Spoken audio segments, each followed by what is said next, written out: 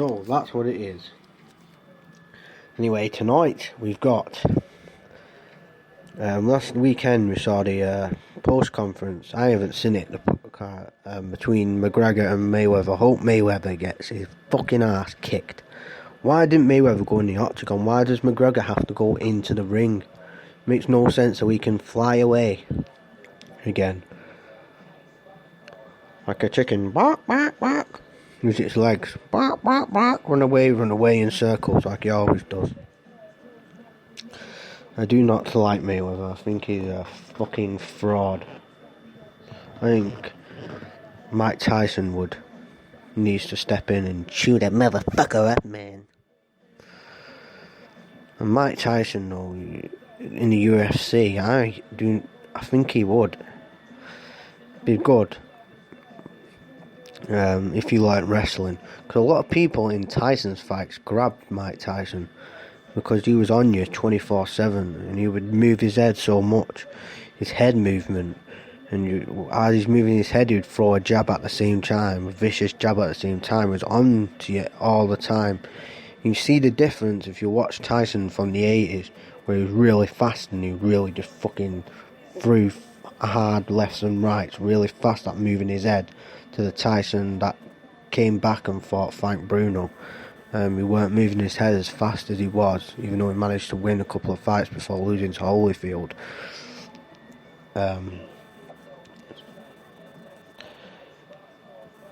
Mike Tyson in the UFC, obviously, I think all he'd have to do is learn some basic wrestling and kicks, and I think he'd do very well. The only person I see causing Mike Tyson any trouble in Mike Tyson's heyday would be John Jones. Nate Diaz probably a bit too small, maybe though because of his reach. But nobody, and I mean I don't care what anyone says, Bruce Lee would fucking kill any motherfucking MMA boxer and any Mike Tyson if he got into the ring. Bruce Lee was too fast. Mike Tyson come at Bruce Lee. Even if he managed to even throw a punch, Bruce Lee would kick him with his reach. He would step in, kick him in the head, and then he would use his Jeet Kune Do to move in and give him that 1-inch punch, lights out, less than 5 seconds. He's too fast, Bruce Lee. I see it fight, I've seen his fights. Bruce Lee was a fighter, and I'm telling you that for now. Bruce Lee was fucking unhuman when it came to shit like that. It doesn't matter about your size. As you see with Mike Tyson, as he beat up bigger guys, it doesn't matter about your size. Bruce Lee would probably, even before Tyson threw a punch, would throw a kick to the face, and that's it. He'd go flying, down he'd go. No one could touch Bruce Lee. It'd be interesting, Mike Tyson versus Lesnar. Now that would be interesting, because Tyson would have to knock Lesnar. Tyson from the 80s I'm talking about. Tyson would have to knock Lesnar out and move, basically, or just keep on moving to get away from Lesnar, get into Lesnar, hit him with a few jabs, maybe hopefully knock him out in the first few jabs. If he doesn't, then just move his head and keep moving along. As soon as Lesnar gets close, and he's not slow, Brock Lesnar, so Brock Lesnar could get punching. As soon as Lesnar would get hold of Tyson, Tyson would be down, and Lesnar would probably end up demolishing him. But that would be interesting. Lesnar will probably be one of the greatest UFC fighters of all time if he dedicated himself to that rather than go to WWE. But I think it's going to be hopefully Roman Reigns versus Brock Lesnar at SummerSlam, because I made a t-shirt advertising that. So I hope Roman Reigns wins for my benefit, because I want to sell this t-shirt. But I don't know, it could be a triple threat. You never know. Samoa Joe took it to Lesnar like no other. That's all I got to say about that. The second episode of A Doggy Dog World will be on the next podcast, as we go back out and Buster will be there and everything will be there. Buster the Labrador, the Border Collie, and Hershey will be in attendance. However, 2 other guest dogs will be there. Now, 79 on the list of Brooklyn criminals. That's what I'm doing in my podcast now. I thought you'd be interested because these are the real deals, and guys that you've probably never heard of from these articles. I put it onto my own, I read a bit of it, but I put it into my own words, so these are not actual copying off words. I'm putting most of it into my own words. Long before John Gotti, you know John Gotti, the Teflon Don John Gotti, with his 3-piece suits and everything, grabbed the headlines as being a godfather-like figure. Just like Al Capone was a celebrity in the mafia, John Gotti was following in Al Capone's footsteps. But before John Gotti, there was Benjamin Bugsy Siegel, the original national celebrity gangster. In the annals of outlaws from the broken land, perhaps none is mythologized as Siegel.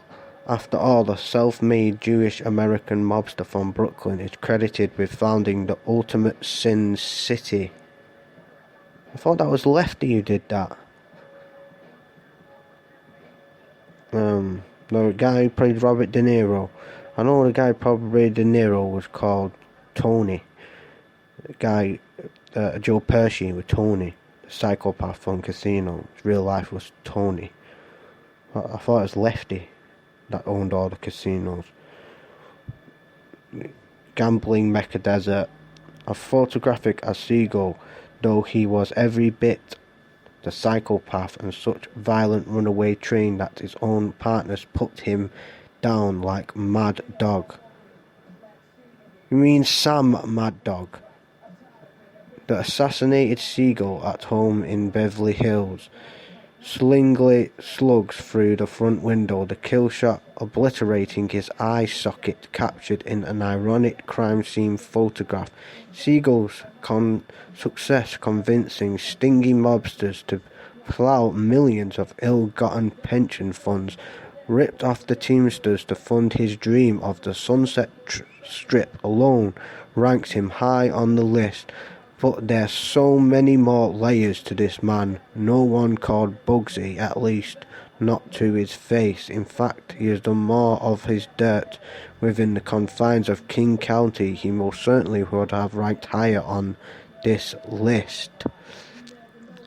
Long before Siegel was a top racketeer, gangster, casino developer, an all-round menace to society, he was a rough-and-tumble street urchin scrapping to survive on the mean streets of Brooklyn. As an everyday life, he would be targeted by other hoodlums. Born in desperate poverty in Williamsburg in 1906, the son of Russian Jewish immigrants, Siegel dropped out of school at a young age. He threw himself into the underworld with wingman Mo Sedway at his side, starting a scam at starting pushcart vendors. Either they paid up or Siegel and Sedway combined to torch their carts. I imagine they all paid. As he grew into a teenager, Siegel's rap sheet swelled with arrests for robbery, assault, attempted rape, even murder. Like many psychopaths, Siegel was charming and manipulative, masking a violent temper simmering below the surface. Siegel's brutality earned him a reputation for excessive violence that attracted Meyer Lansky, another rising Jewish gangster of the era, who became a close confidant for most of Siegel's life. Add to Siegel's resume an early stint in the hired gun for the Murder Inc. outfit of Brownsville, and you had the makings of one of the most notorious gangsters Brooklyn ever produced. Well, He's 90. He's 79 on the list, so he can't be one of the most. A prominent bootlegger during the Prohibition, Siegel hit his sights on expanding his gambling portfolio once the Volstead Act was repealed in 1933. Siegel left New York in 1936, heading west, much to the relief of his many Brooklyn rivals. Storming to the West Coast, Siegel's reputation made him the much-feared enforcer, leading him to Las Vegas. Then little more than a rundown stopover on the way to California when developer William Wilkerson ran out of funds to finish the Flamingo Hotel. Siegel swept into the breach, convincing his Italian and Jewish gangster partners back east to fund the expanded renovation.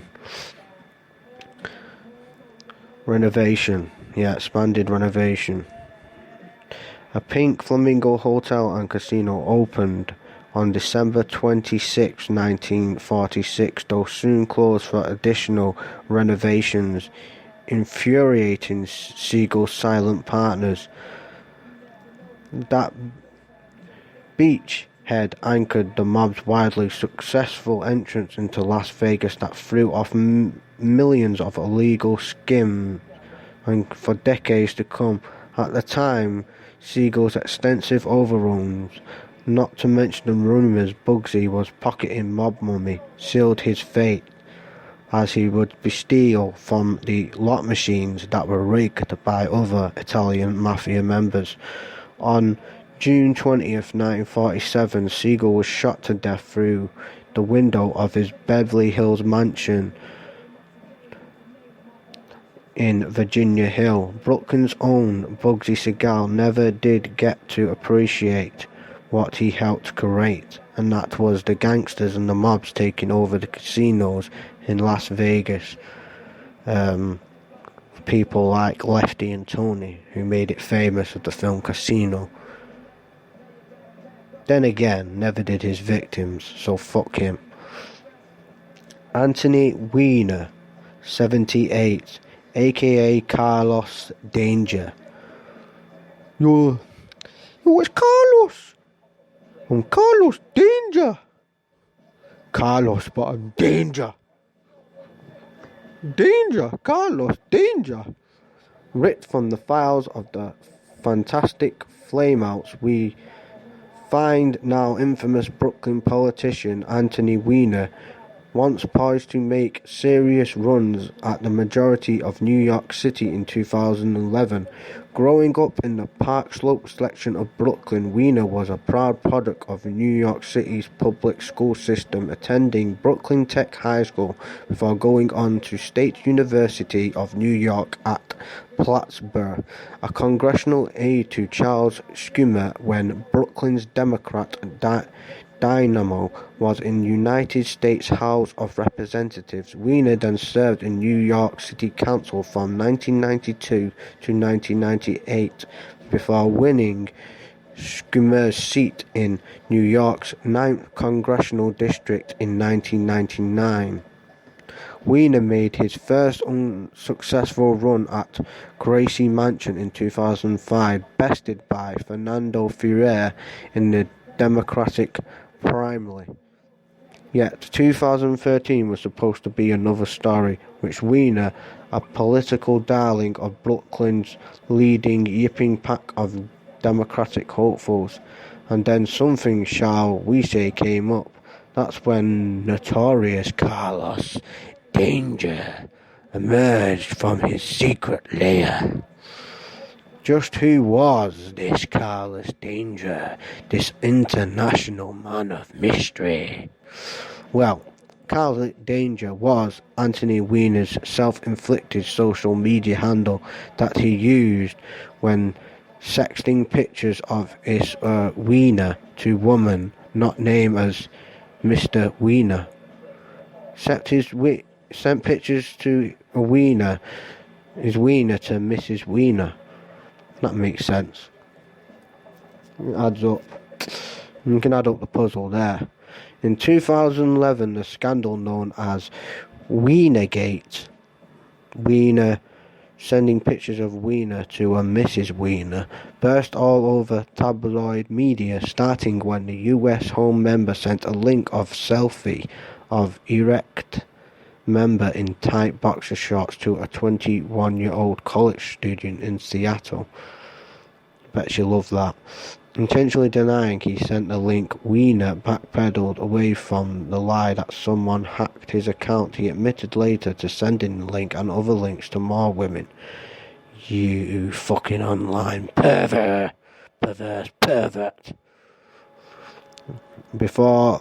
Both before and during his marriage to Huma Abedin and senior political advisor to Hillary fuckface Clinton, the wilting Weiner resided from Congress, which I would if I was near fuckface Clinton. Imagine the grim glee that consumed smug headline writers in newsrooms across the America.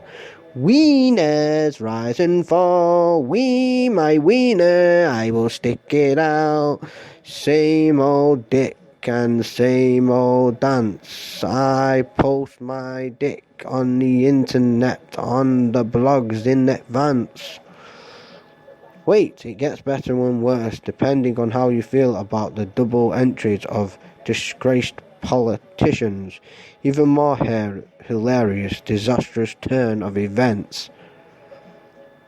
He mounted another bid for New York City's mayor, only to have it prematurely deteriorate into the wake of yet another sexting scandal. Is that sex crime? Sexting scandal. Never heard of that one. It must be sexting is a crime now. Texting sexual photos or videos to people. The website The Dirty released the pictures sent by mysterious Carlos Danger to 22-year-old woman supposedly 2012 and 2013, well after Weiner resigned from his seat in the US Congress for a previous scandal. With every new detail, the media whipped out clever headlines. Whether Weiner withdrew himself from the consideration from the mayoral race, it was Weiner pulls it out again. When he denied, he tweeted the photo, Weiner gets grilled. When news emerged that Huma Abedin was pregnant, little Weiner is in the oven. As he's no longer erect, it's in the oven, and little Weiner is shrinking as the police are coming to the truth that he is a sexting online Weiner post blogger, posting his Weiner across the internet. Like the advert Churchill. Oh, it's Churchill. Give you 50% off cars and insurance. And if you're not interested in that, I've got to ask you something. You want to see my knob? Well, you can also see my knob on the net. Just type in Winston Churchill. When the president chimed on suggesting Obama beats Weiner, do you mean Obama sucks on Weiner? This doesn't make this a bit conspiracist to me. When Governor followed suit, it was Cuomo spanks Weiner. Yes, we see Weiner is exposed again. Weiner's pickled. What do you mean his Weiner stinked of pickled when Obama was sucking it? Dirty motherfucker. I could keep going. In fact, I probably fill this book with more Weiner shrimps. The former world beater was relegated to the role of baby stroller Skepling, Mr. Mom taking the backseat to successful political career of his wife. Yet, every time the Weiner poked his head into public life, headline writers were standing at attention, pens poised, spurting out quips so clever enough, one up one another on the next morning's front pages. Fascinated by his Weiner. Mr. Weiner fighting another round of sexting allegations, this time with an underage girl. Weiner finally went from a 4-inch erection to a 1-inch wiener. Don't know why they call him Carlos Dangerous. They're calling the perverse of wieners of the Holocaust of Carlos. Sean Elez, the Holy Rollers, number 77, to succeed at international drug smuggling, yet must carefully select those concealing your narcotics to minimize detection. Take Sean Elez, a prolific Israel-Canadian smuggler who masterminded an ingenious method for manning his international ecstasy ring. He used acided teenagers from Brooklyn as mules who carried thousands of little white pills in false bottom bags from Europe to New York's John F. Kennedy International Airport. The lucrative scheme netted millions of dollars in profit and became a subject of a Hollywood movie. Elez rapidly rose in the drug state of the mid-90s. A demand for the club drug ecstasy exploded in America's subculture. Did in Manchester in the late 80s in Manchester. It was fucking massive in Manchester, the ecstasy scene at the Hacienda. And you remember my fucking uncle would go there and get fucking pilled up. It was a revolution. It's like a wonder drug when it first come out. According to investigators, Erez recruited his pill jockeys from Orthodox communities of Williamsburg and Borough Park in Brooklyn and Monsey in upstate New York. The teens took $1,500 each to take to European round trip, with Erez misleading them to believe they smuggled diamonds, not drugs. You think ultra-realistic, sadistic teens would be reluctant smugglers? Not so. Erez enticed them with an opportunity to visit Amsterdam and experience the types of entertainment rare in places like Borough Park and Monsey. That is, as long as the smuggling did not require travelling on Saturdays, the Sabbath of traditional day of religious observance in Jewish faith, prohibiting any form of labour, running into the largest international ecstasy smuggling ring upon that point. Erez split his time between New York and Amsterdam, the originating point of shipments before the drug ring ran its course. Erez and his band of black-clad dope mules smuggled more than 1 million pills ecstasy into the United States, and they did it less than a year. In 1999, authorities rounded up Erez and many members of the ring, not exactly hardened criminals. 18 co-defendants pled guilty to assortment of crimes. To avoid harsher penalties, Erez took the plea in 2001, admitting his guilt to drug conspiracy charges in Brooklyn Federal Court. He was sentenced to 15 years in prison. Erez is transferred to a facility in Ottawa in 2005, where his sentence was reduced to 10 years as per Canadian sentencing limits. He was released 2 months later in summer of 2005.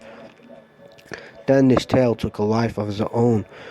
The story is too bizarre to resist a Hollywood incredibly from Erez's case. The movie Holy Rollers debuted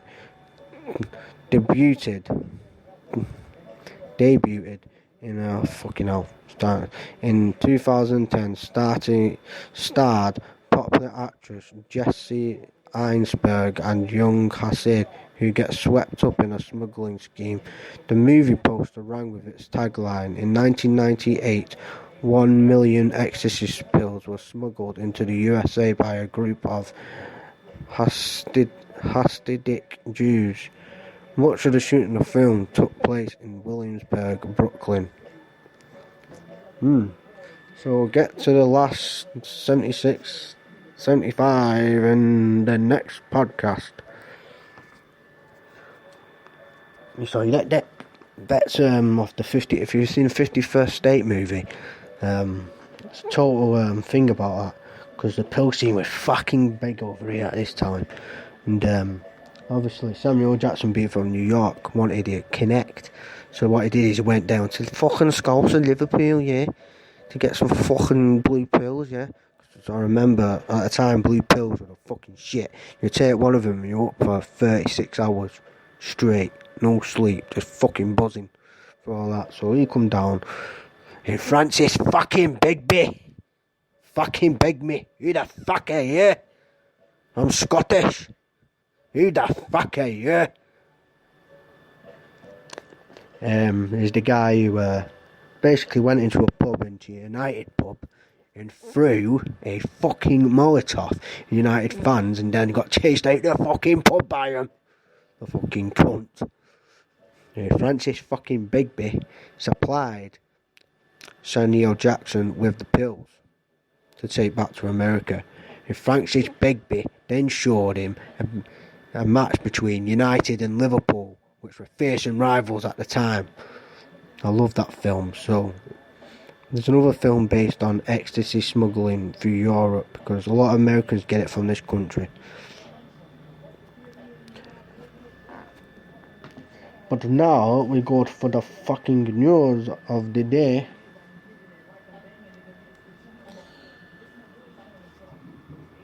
The turnbuckle.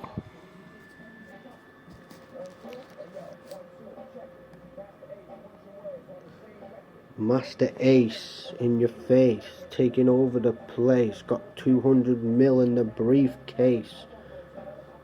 As I get arrested, I hide my lace in the door so the head I can bang. I smuggle in the lace so in jail my neck I can hang.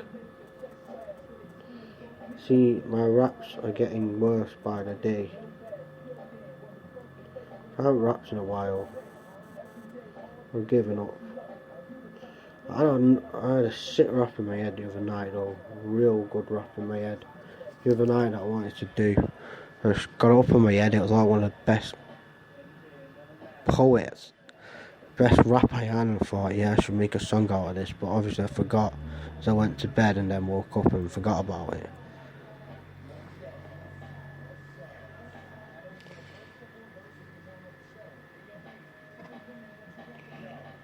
It's sad. Anyway, here comes the news news flash on the SFS podcast. Australian bribe to be shot dead by US cop after calling 911. Australian bribe was shot to dead by a US cop after calling 911. That is very insane and crazy, and I've never heard something as fucked up as that. Maybe 991 restrict the fucking Aussies from calling them. I don't know. Elon Musk's chilling warning to humanity. Tesla and SpaceX CEO says all represents fundamental risk to humanity, as the Illuminati still ranges. Daniel Radcliffe, Harry Potter, comes to the rescue of a tourist mugged in Salford.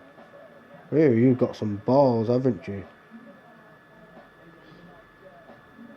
Former boxing champ claims that Conor McGregor was KO'd in sparring. That's not good. Tyson was KO'd in sparring just before the Buster Douglas fight. So, could be an upset there. Another news story. Come on, bring them in. We have to. It's part of the podcast.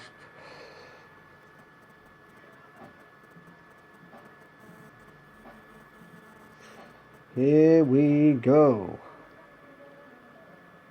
Russia is the largest country in the world, but can you name the smallest? Vatican City. R. Kelly is once accused of being a paedophile, holding a woman against their will in a paedophile ring called as a sex kill.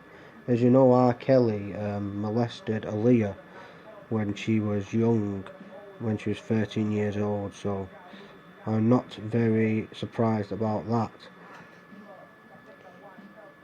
Woman steals back stolen bike, advertised on Facebook.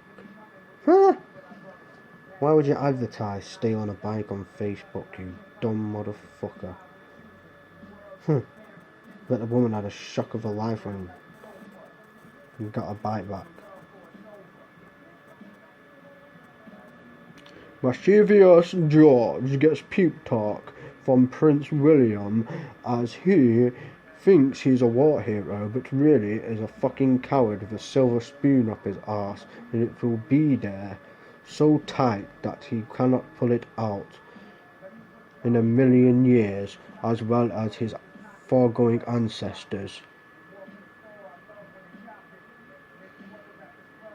Roger Federer's Wimbledon 2017 win. No Joe Boyd win. But at least he did it. There's another Beckham baby on the way. Oh, fucking great news. Who gives a shit? Momentous men, night witches and other secrets of the Second World War. Secrets include witchcraft, provided by the Germans, and torture and paedophilia used by their captured Jews have just come to surface on this world.